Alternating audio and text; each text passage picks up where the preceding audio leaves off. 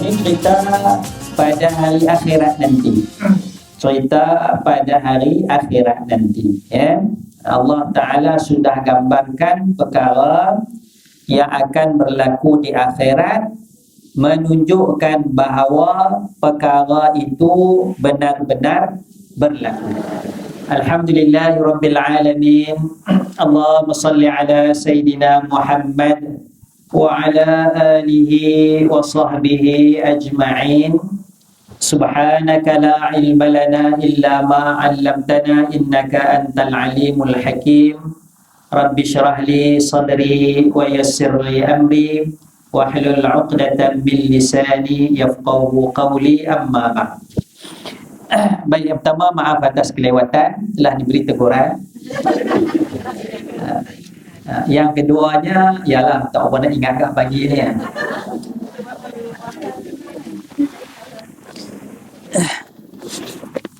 Semalam saya ingat saya ada satu ujian, tapi saya tak buka WhatsApp. Bukan ujian periksa lah ya. Nak tengok budak master ke budak PhD tu, dia buat penilaian sikit. Balik surau tu duduk lama kampus sebelah. Malam ni patut ada apa lagi satu kan. Saya Adik saya tak hadir lah ya. Jadi lupa gitu. Pasal tak diingatkan lebih awal ya. Baik, yang keduanya dia memang kata 9.30 sampai 10.30. Jadi mula pergi berapa pun tak apa. Dia berhenti tu tersyak.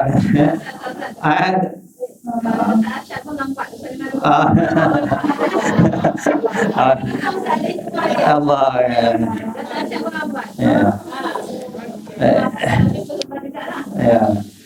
Baik, kita sambung ayat apa? 3727. Muka surat.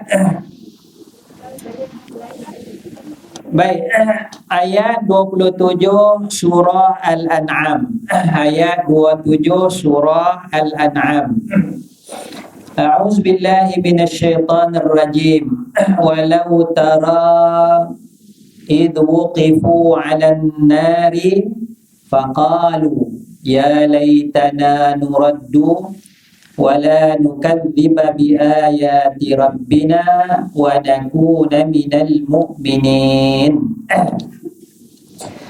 Ini cerita pada hari akhirat nanti. Cerita pada hari akhirat nanti, ya.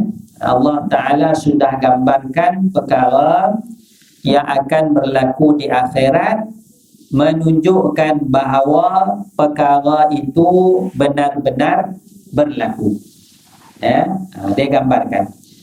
Sebab itu dalam peristiwa Isra Mi'raj Nabi Muhammad sallallahu alaihi wasallam terdapat perbezaan di kalangan umat Islam, sama ada syurga dan neraka ini sudah ada ataupun tidak.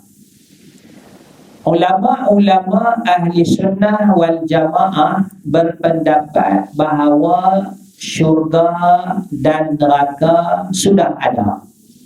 Ya, sudah ada sekarang ini. Dengan sebab apa? Dengan sebab pada malam Isra Mi'raj dibentangkan, diperlihatkan kepada Nabi Muhammad sallallahu alaihi wasallam syurga dan neraka. Jadi Nabi tengok syurga, Nabi tengok neraka.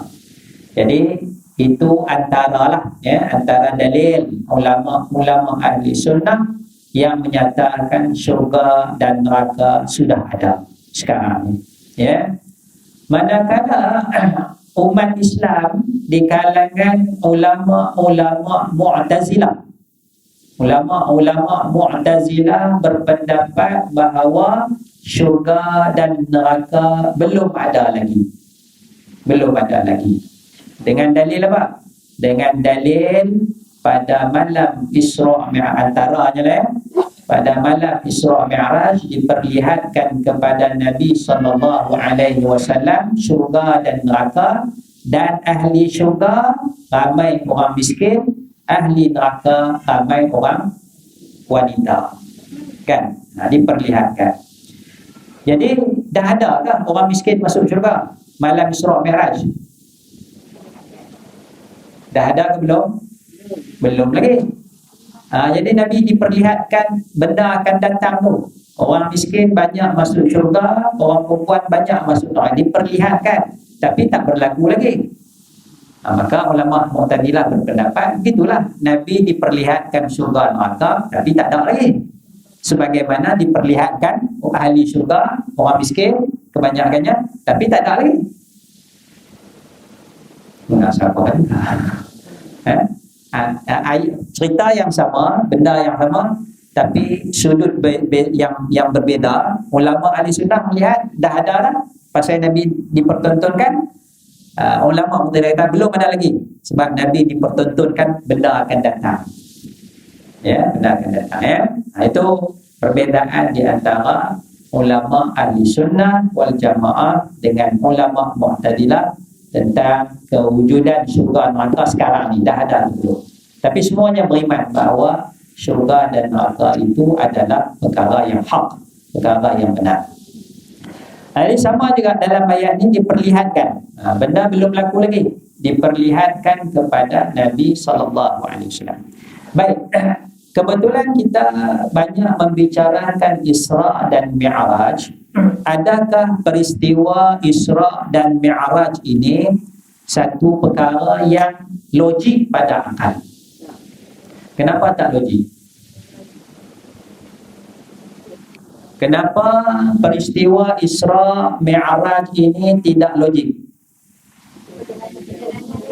Perjalanannya jauh kan? Perjalanannya jauh ya? Tidak masuk akal ya? Perjalanan yang begitu jauh itu tidak masuk akal ya? Perjalanan dia dari Masjidil Haram sampai ke Masjidil Aqsa, Mekah sampai ke Masjidil Aqsa di Palestin. Pasal apa buat naik ke langit? Masih dia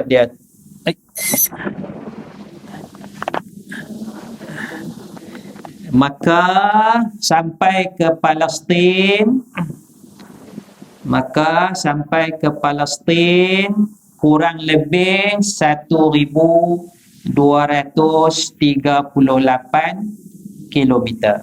1238 kilometer. Ini saya tengok Google lah.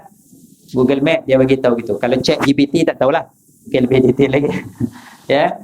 Jadi 1238 ya, tidak munasabah. Kerana apa? Kerana kebiasaan Nabi kalau Mekah Madinah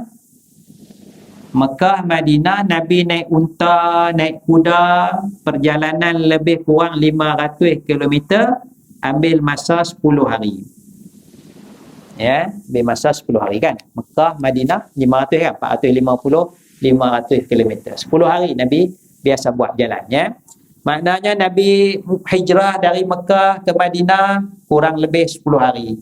Dari Madinah pergi Mekah buat umrah, buat umrah tahun 6 lebih kurang 10 hari ya. Buat haji wada' pun jalan kaki lebih kurang 10 hari ya. Jadi tiba-tiba Mekah Palestin 1200 km ini tak sampai sehari, semalam saja.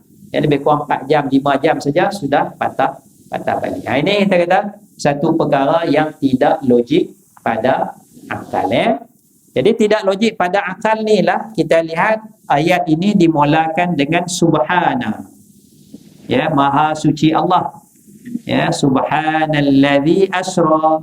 Maha suci Allah yang memperjalankan. Bukan Nabi berjalan sendiri, memperjalankan. Ni ada kuasa Allah ni, subhana ni. Maknanya merujuk kepada kuasa Allah Subhanahu wa ta'ala. Allah nak zahirkan kebesaran kuasa Allah Subhanahu wa ta'ala. Kalau Nabi berjalan macam ni, Mekah, Madinah, Mekah ni biasa, berjalan biasa. Ya, ialah kita berjalan dengan kehendak Allah ya, tapi ini hukum biasa je. Hukum biasa ya. Tapi bila yang ni ya, Allah memperjalankan dengan kuasa ya Allah yang Allah nak zahirkan kebesaran kekuasaan Allah Subhanahu wa ta'ala ya. Jadi sebab itu dia dari satu sudut tidak logik pada akal, tapi bila kita imbang pula dengan kuasa Allah, maka dia logik pada akal. Dia logik pada akal. Maka sebab itu diceritakan dulu tentang ustaz-ustaz kita dulu. Dia bawa cerita seekor semut masuk dalam poket, kan? Tuan dia pun tuan baju, bukan tuan semut. Semut tak ada tuan. Tuan baju pun pakai baju naik kereta pergi ke Johor ke mana ke dari sini. Habis makan mesyuarat, patah balik, buka baju bola mesin masuk, semut pun keluar, masuk dalam sarang dia. Oi semut, tadi aku pergi Johor. Semut lain percaya tak? Tak percaya. Sebab apa? Sebab tabiat semut, cara berjalan dia tidak mungkin dia sampai ke Johor. Patah balik. Jadi semut lain tak percaya. Sebab dia cerita tak habis lagi. Dia tak cerita lagi dia tumpang siapa, dia naik dalam baju siapa dan sebagainya. Jadi semut-semut lain tidak akan percaya. Jadi kalau cerita tumpang kereta, duduk dalam baju dan sebagainya, sudah tentu tidak mustahil bagi seekor semut untuk pergi ke Johor, patah balik ke Kuala Lumpur ni, kan? Pasal ada kuasa yang lain, bukan tabiat seekor semut. Jadi begitulah Nabi Muhammad. Kalau tabiat biasanya, adat biasanya 10 hari Mekah Madinah, 500 km. Makna kalau nak pergi Palestin tu 1200, lebih 20 hari lah, 25 hari baru sampai, kan? Dan itu biasa. Tapi bila kaitkan dengan kuasa Allah Subhanahu wa taala, maka dia tidak pelik, tidak mustahil. Saya pernah Isra' juga. Satu masa diisra'kan, diisra'kan dari Shah Alam ke Pulau Pinang. Bukan mimpi ni, cerita benar ni, Shah Alam, Pulau Pinang, saya start kereta pukul 6.30 pagi. Saya terus memecut. Sebelum tu saya bacalah Bismillahirrahmanirrahim. Bismillahilladzi la yadurru ma'asmihi syai'un fil ardi wala fis sama'. Sami'ul 'alim 3 kali 4 kali. Dan saya sampai ke Pulau Pinang pukul 9.30 pagi. 6.30 pagi sampai 9.30 pagi. Percaya tak? Percaya tak? 3 jam. Saya boleh buat 3 jam. 6.30 pagi, 9.30 pagi. Pecut lah tu. Baca bismillah tu, bismillahilladzi tu. Jadi saya ada ceramah di USM Pulau Pinang pukul 10.30 pagi. Habis pukul 12.30 habis, makan. Pukul 2 naik kereta semula, pukul 2 petang, sampai ke Shah Alam pukul 5.30 petang. Lambat sikit lah, 3 jam setengah, 5. Jadi maknanya 6.30 pagi sampai 5.30 petang, 11 jam pergi balik Pulau Pinang, ceramah, makan dan sebagainya. 11 jam. Percaya atau tidak? Cuba tengok Google Map berapa jam, kan? Ni Subang Jaya ni, USG ni nak sampai Pulau Pinang berapa jam? Bukan. Lebih daripada 3 jam. Lebih 3 jam. Saya boleh buat 3 jam. Biasa 4 jam. Saya start kereta. Bismillahirrahmanirrahim la yadurru ma'asmihi. Berapa jam? 4 jam, kan? 4 jam lebih. 4 jam setengah, 5 jam. 3 jam tu ipoh, kan? 3 jam tu ipoh.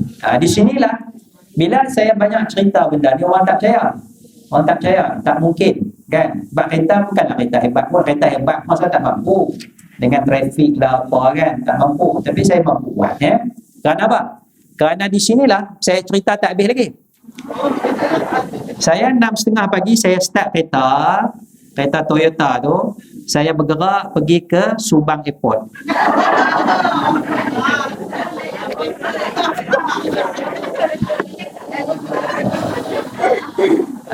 Subang Airport, flight saya 8.30 pagi. Percaya tak?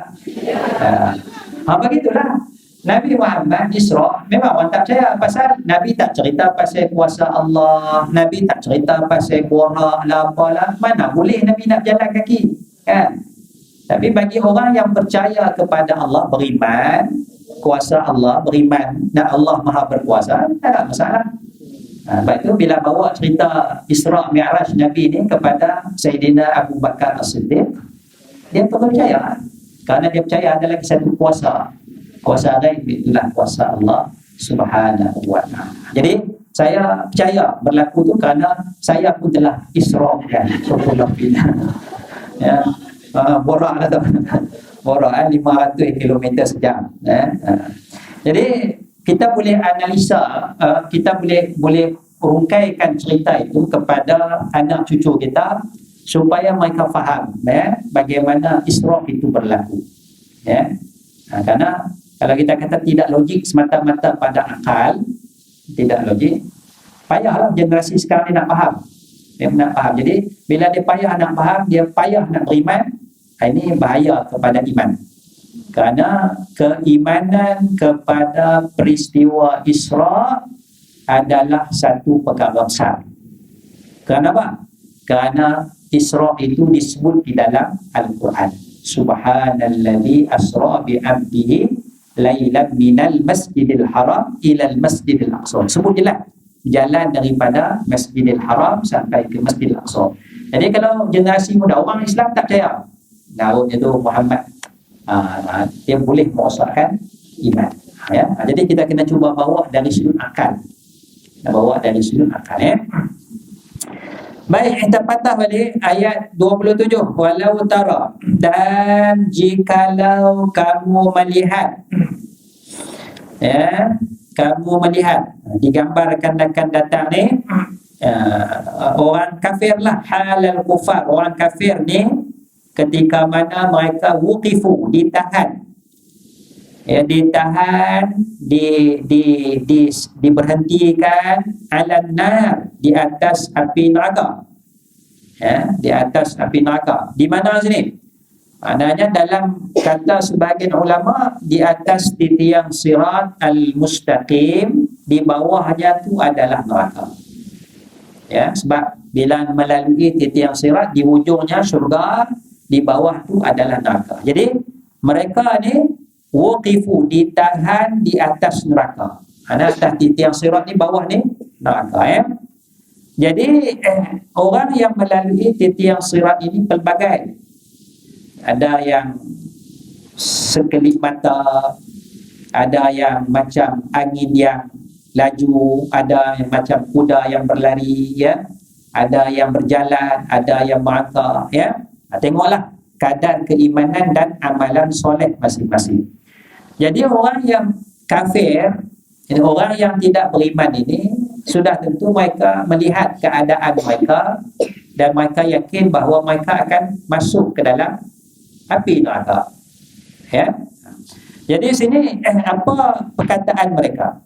Allah Ta'ala gambarkan penyesalan orang kafir, orang yang munafik, orang yang banyak melakukan maksiat kepada Allah. Bila mereka tertahan di atas titiang sirat nak jatuh dalam neraka tu, faqalu, maka mereka pun berkata, apa kata mereka? Ya laitana, alangkah. Laita, laita ni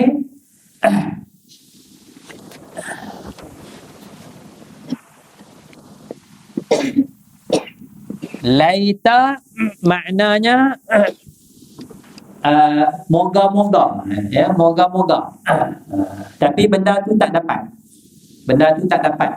Laita, misalnya dalam syair dia kata laita syababa ya'udu yawman ma.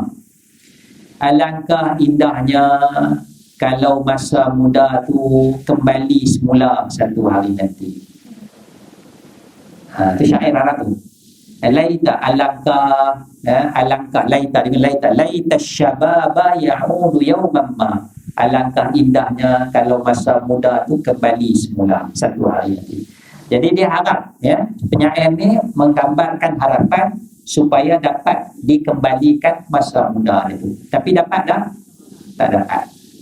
Jadi bila tak dapat, mana digunakan laita. Kalau benda tu harapan tetapi boleh dapat, maka bahasa Arab dia guna perkataan la'alla. Ya.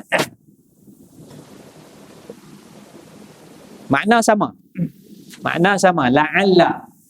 Misalnya, ya ayyuhalladzina amanu kutiba alaikumusshiyam kama kutiba alal ladzina min qablikum la'alla. Wajib ke atas kamu puasa sebagaimana wajib, moga-moga, harapan itu, moga-moga kamu bertakwa. Boleh dapat tak? Boleh, pasal la'alla. La'alla. Itu beza. Makna sama, laita dengan la'alla makna sama. Tapi kalau benda tu boleh dapat, la'alla. Kalau benda tu tak boleh dapat, laita. Jadi digunakan perkataan lain kita. Faqalu ya laita. Ya, alangkah indahnya tanah tu kami, alangkah indahnya kami ni nuraddu, dikembalikan ke dunia, ke bumi inilah, hidup balik di bumi ni dan nak masuk neraka ni. Bila dikembalikan ke bumi, wala nukazziba bi ayati rabbina, dan kami tidak mendustakan ayat-ayat Tuhan kami, wa nakuna minal mu'minin, dan kami termasuk daripada kalangan orang yang beriman. Itu harapan dia, itu harapan. Dia macam budak lah, budak nak periksa. Budak nak periksa. Sekarang ni SPM kan, setahun dulu kalau kita kata baca lah buku lah, kaji, lambat lagi kan, lambat lagi kan. Hari ni masuk periksa, tengok soalan, kalaulah patah balik sikit lagi kan. Ya laitana nuraddu. Alangkah indahnya kalau kami dipatah balik kan. Setahun dulu patah balik sikit, bolehlah study balik. Ya laitana nuraddu. Boleh lah patah balik. Tak dah masuk di bawah mazhab. Dah tengok soalan mazhab, ya laitana nuraddu. Tak apalah kalau puasa tu boleh ambil kali kedua. Ambil kali kedua kan. Yang ni tak ada ni. Tak ada baik. Ya, jadi itu ungkapan mereka, penyesalan pada mereka. Tapi adakah ungkapan daripada orang kafir ini, orang yang munafik ni, sebab dia boleh jadi daripada orang kafir. Ya, daripada orang kafir. Boleh jadi daripada orang munafik. Ya, boleh jadi daripada orang munafik. Boleh jadi juga daripada orang yang banyak melakukan maksiat. Tiga itulah, sama ada orang kafir, sama ada orang munafik, sama ada orang banyak melakukan maksiat. Sebab ketiga-tiga ni biasanya dia akan diumpan masuk ke dalam neraka, termasuk yang banyak melakukan maksiat.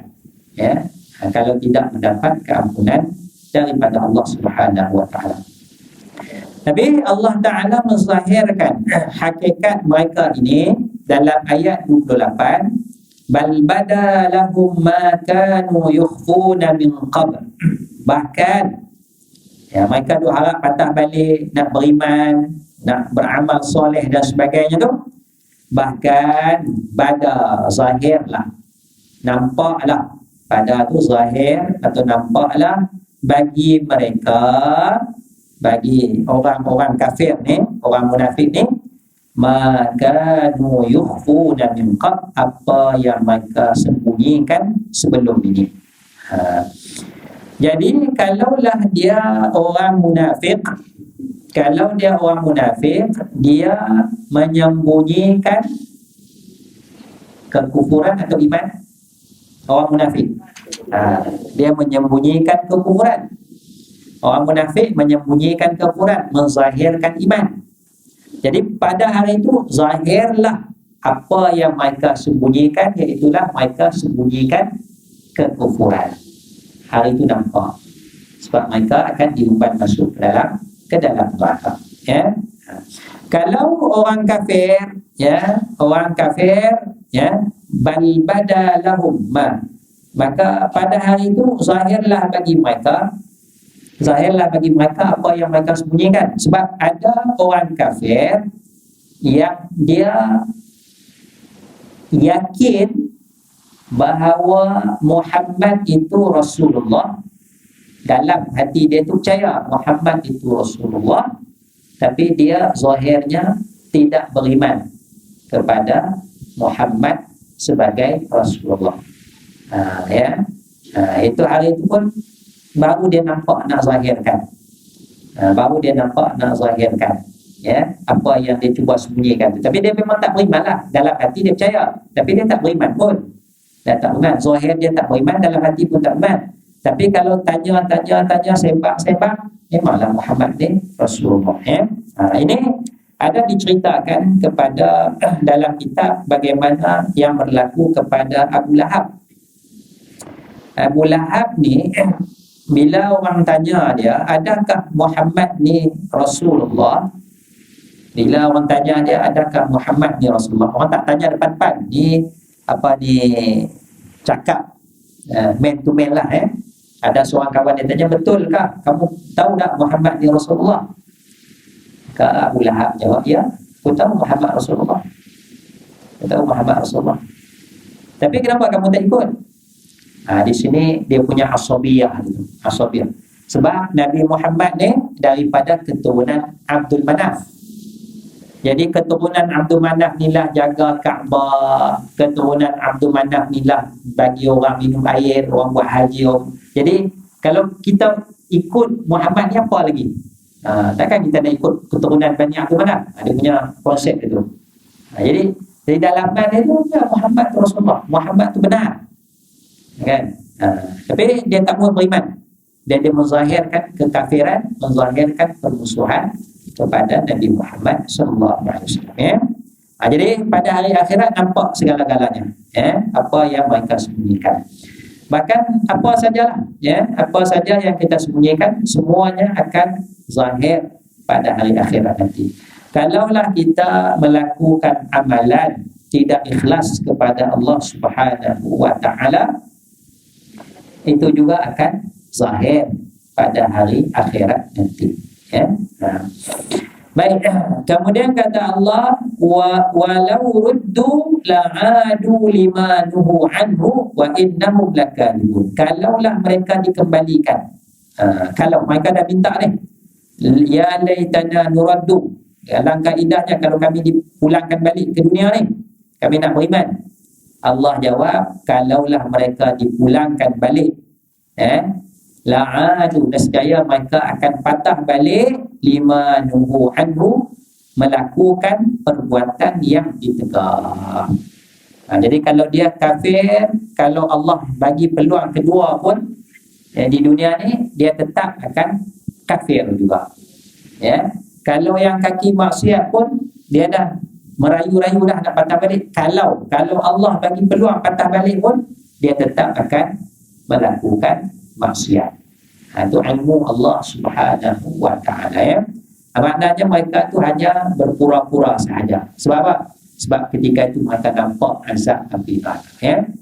Macam budak Maisar masuk dia orang Maisar, ya Allah, kalaulah boleh patah balik. Okey, kita bagi peluang kedua. Tak ya, dia main gadget, main game kan. Kalau bagi peluang kedua pun tak apalah. Okay, hari ni kita cancel Maisar, kita bagi setahun lagi.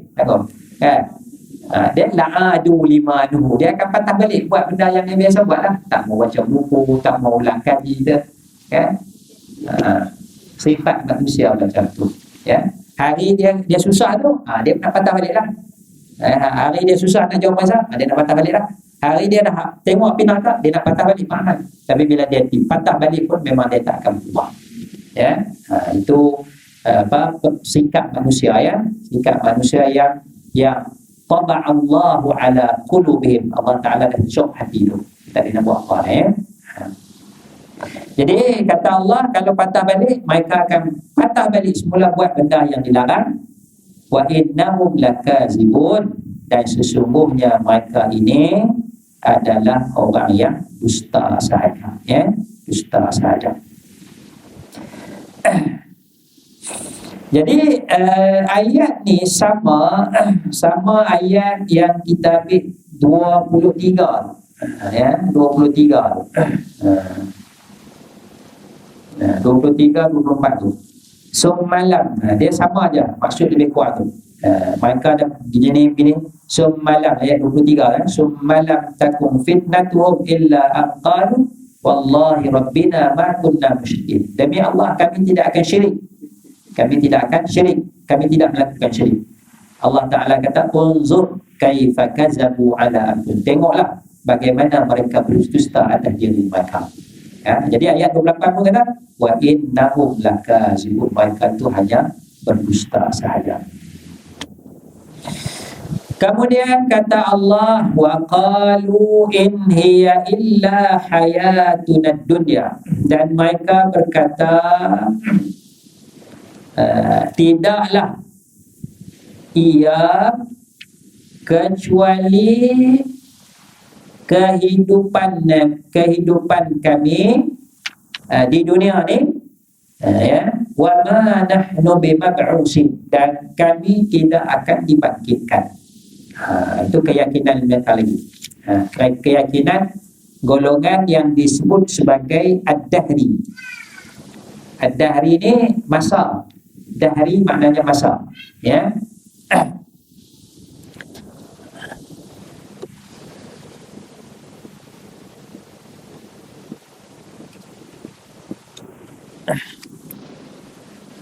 Golongan dahri, itu golongan dia masa habis-habis lah, tak ada apa.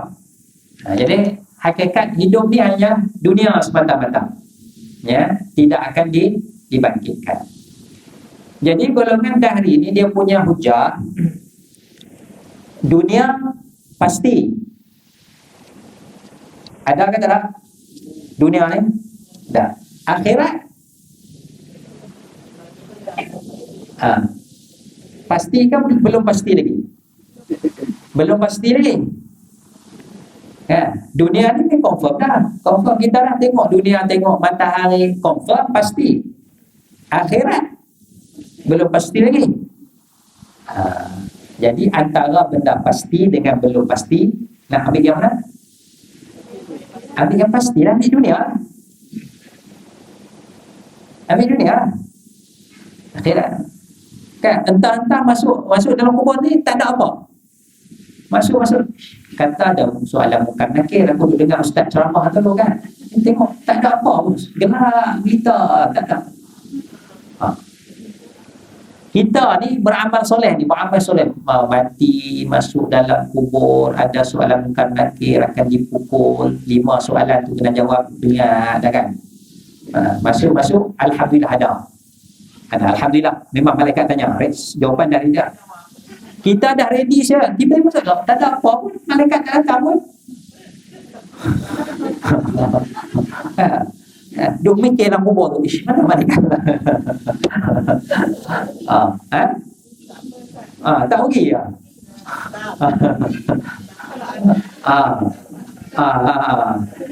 Kalau ada semua, letih ni tak? Kan?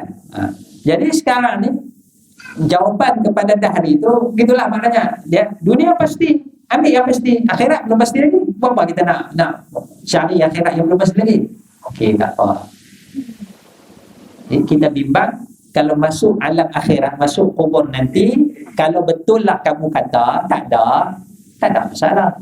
Tak apalah. Apa? Tak ada. Kalau ada semua soalan kubur nanti, kami alhamdulillah ready dah. Boleh jawab, tak boleh jawab tak tahulah, tapi ready lah.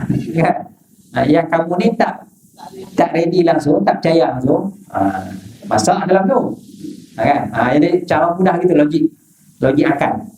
Sebab golongan ni bukan kita tak menghujah dengan Quran, dia tak beriman kepada Quran. Orang yang tak beriman kepada Quran, tidak sewajarnya kita bagi dalil Quran. Sebab tu baca dalam Quran, Allah gunakan akal. Suruh gunakan akal. Tidakkah kamu melihat gini? Allah mengajar kita gunakan akal. Sebab orang kafir, dia belum beriman lagi. Dia belum beriman kepada Allah, dia belum beriman kepada Quran. Jadi jangan gunakan hujah Quran, gunakan hujah akal. Gunakan hujah akal. Baik. Jadi dia dunia pasti bumi, dunia akhirat belum mesti. Kita tak apa. Masuk nanti kalau ready alhamdulillah. Sebab kita yang beriman ni pun Makan cukup tak? Cukup kan? Yang tak beriman pun cukup. Makan sama ya kan? Sama je. Orang yang tak beriman boleh melancong, yang beriman sama je. Sama je, hidup dia sama je. Kan? Apa lagi? Kita nak cari harta, orang kafir pun tak beriman pun boleh cari harta, orang beriman pun boleh cari harta. Boleh ada yang boleh kaya lagi kan? Jadi tak ada apa pun.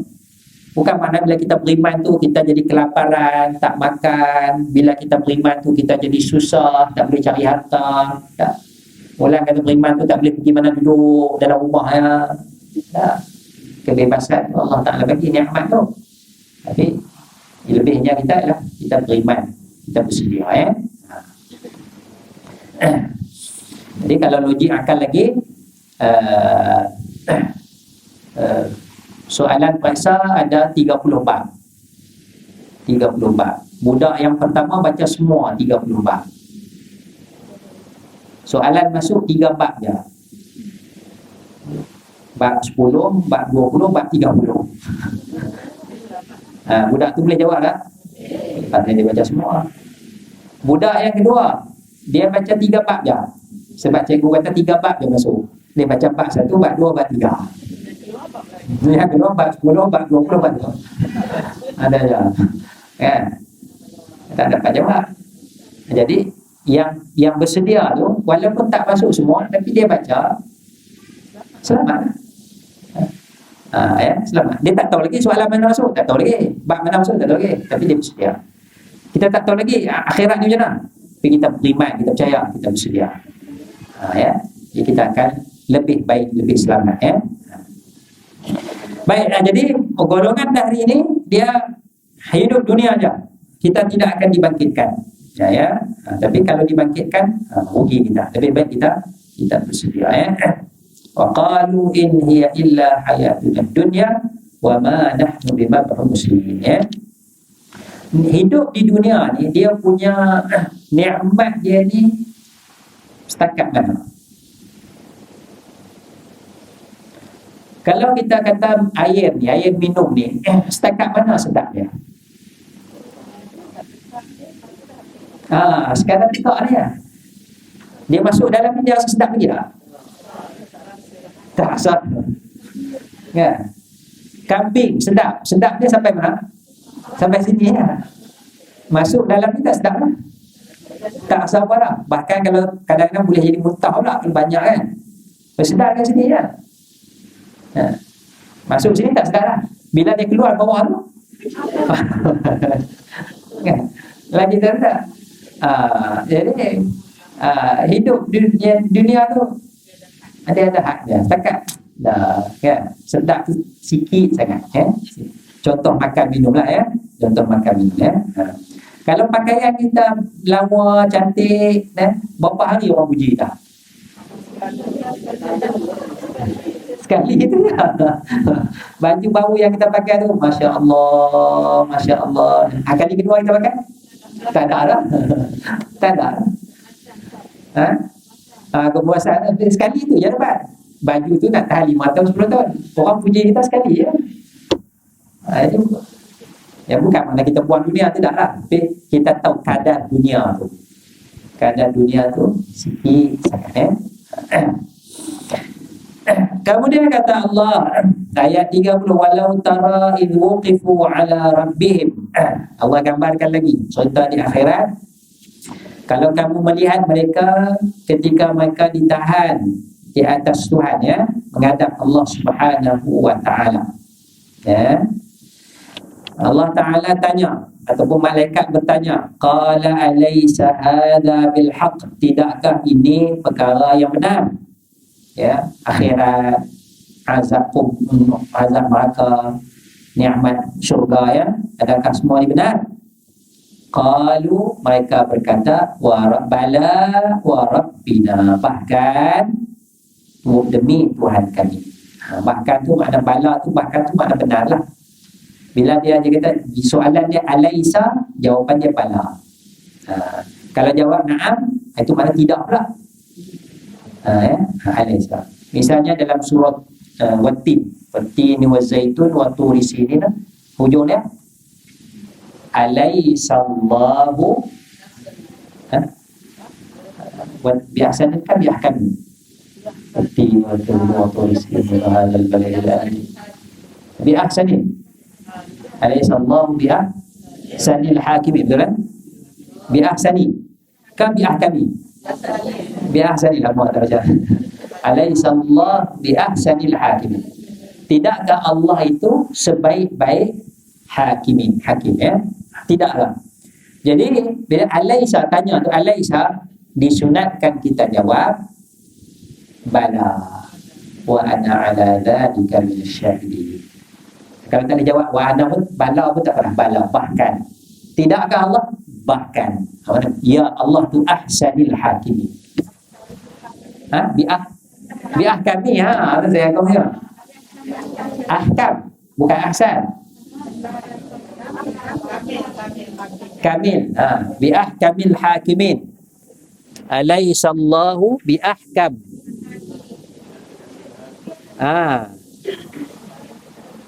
Bukan ahsan. Bukan ahkam. Alaisallahu biahkamil hakimin. Okey. Apa? Alaisa disunatkan kita bila baca alaisallahu biahkamil bala. Bahkan mana kita mengaku ya Allah itulah ahkamil hakimin. Kalau kita jawab, orang tanya alaisallahu biahkamil hakimin, na'am. Na'am tu ya. Tapi bila kita jawab alaisa, dia jawab jadi tidak. Tidak, Allah tu tidak. Tidak ahkamil hakimin. Dia kena jawab bala. Bala. Alaisa hadha bil haqq? Bala. Bala. Jawapannya bala. Ya. Qalu bala wa rabbina. Mereka kata bahkan. Tapi bila ada jawab itu, kata Allah, qala fadhuqul azaba bima kuntum takfurun. Maka rasahilah azab dengan sebab apa yang kamu dustakan, ya. Kemudian ayat 31, qad khasiral ladina kadzabu bi liqa'illah. Telah rugilah orang yang mendustakan dengan pertemuan Allah. Ya, rugi, ya.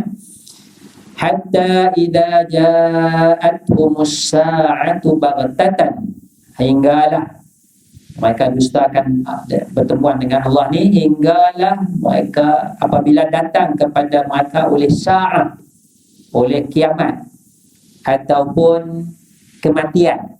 Sa'ah tu kiamat besar pun boleh, kiamat kecil pun boleh. Datang kepada mereka oleh kiamat. Kiamat kecil makna matilah. Mati.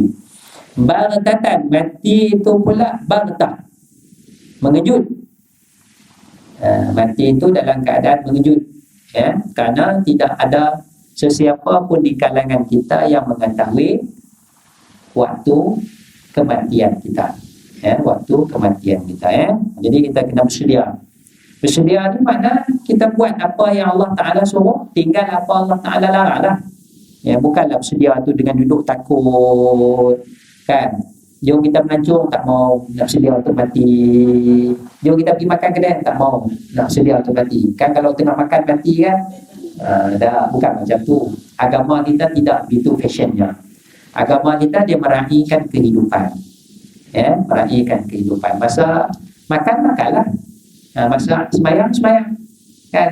Masa nak melancong, kan. Jadi kita hidup biasa sebagaimana manusia, tetapi manusia yang patuh kepada perintah Allah, ya. Jadi kalau datang mati itu baghtatan pun tak ada masalah, sebab kewajipan kita selesai dah. Subuh tadi selesai dah, Quran pun dah baca sikit, sedekah pun dah ada dah, tak ada bermusuh dengan orang, kan. Sembahyang pun semua dah qada habis dah, puasa pun dah qada habis, semua tak ada apa, kan. Jadi ada hutang Allah tak ada, zuhur nanti ya, tapi belum masuk lagi. Jadi kalau mati sekarang tak ada apa. Ya, jadi mana mudah kehidupan kita sebagai orang Muslim ni, orang beriman ni mudah. Jadi kita sentiasa bersedia untuk menghadapi kematian, ya. Kerana mati itu datang baghtatan, dalam keadaan mengejut, ya, dalam keadaan mengejut. Bahkan dalam hadis Nabi sallallahu alaihi wasallam, seorang sahabat bertanya, mata sa'atu, bilakah kiamat? Bilakah kiamat? Sa'ah, bilakah kiamat? Nabi sallallahu alaihi wasallam jawab soalan tersebut dengan soalan. Jawab soalan dengan soalan. Itu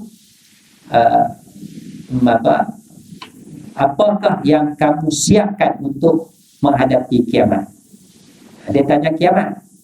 Nabi jawab soalan lain, apa persediaan yang kamu buat untuk menghadapi kiamat?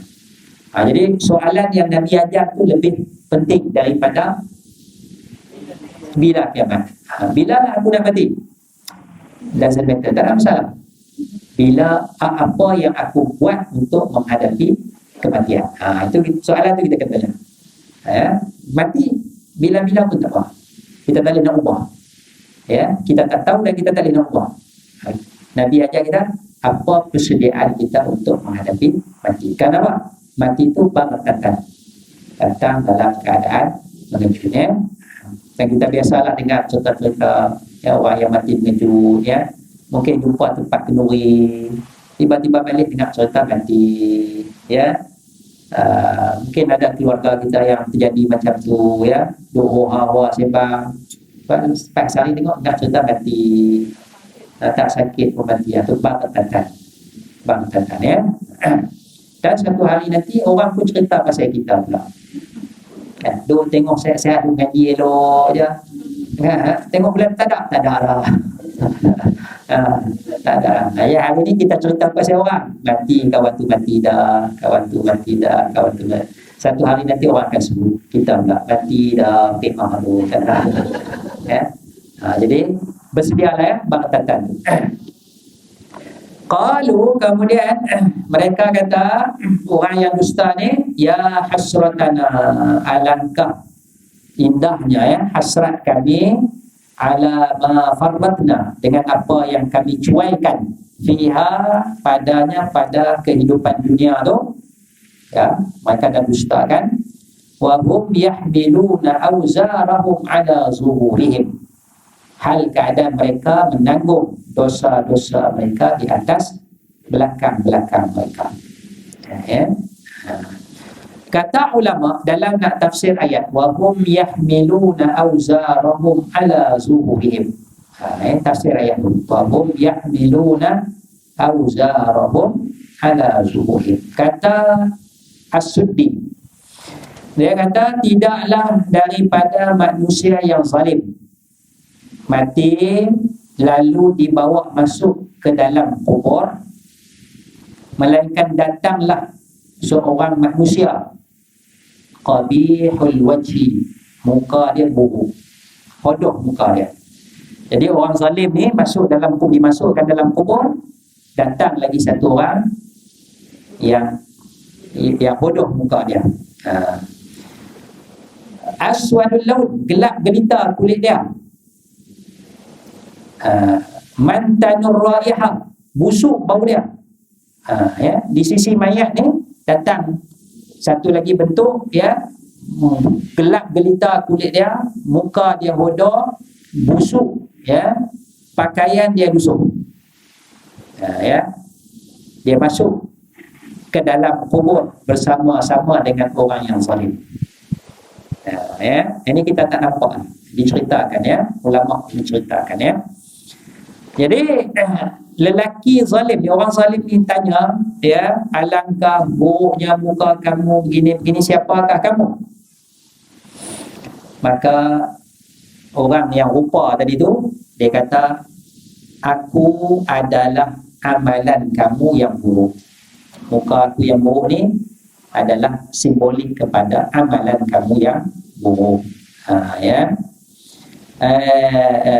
Busuk bau ni, bau kamu busuk, ini adalah simbolik kepada amalan kamu yang busuk.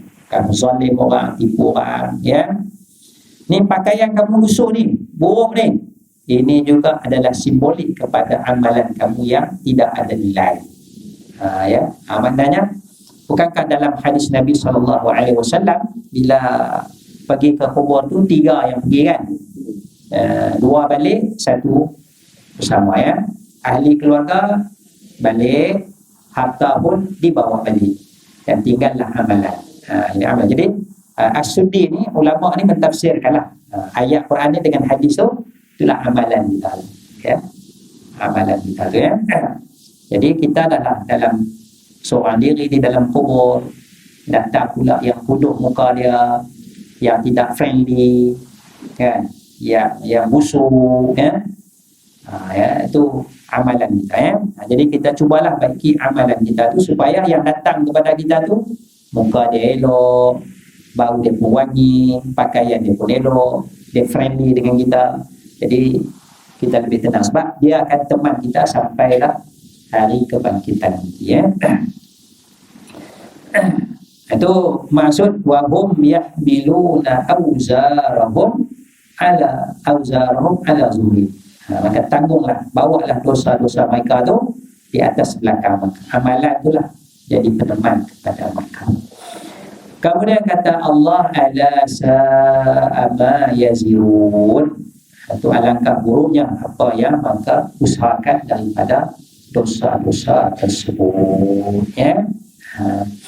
Baik, saya ingat kita berhenti setakat ni dulu. Kita ambil ayat 27 sampai 31 ya, bicarakan tentang gambaran pada hari kiamat nanti. Apa yang pentingnya ialah kita baiki diri kita, dan proses pengajian ini pun salah satulah ya, siri-siri pengajian kita dengan hadisnya, dengan tafsirnya, dengan fiqahnya ya, dan sebagainya tu dalam kerangka untuk mengislahkan diri kita supaya kita bersedia menghadapi hari kematian kita nanti. Wallahu a'la wa a'lamu bis-shawab. Subhanallah wa bihamdihi, asyhadu an la ilaha illa anta, astaghfiruka wa atubu ilaik. Assalamualaikum warahmatullahi wabarakatuh.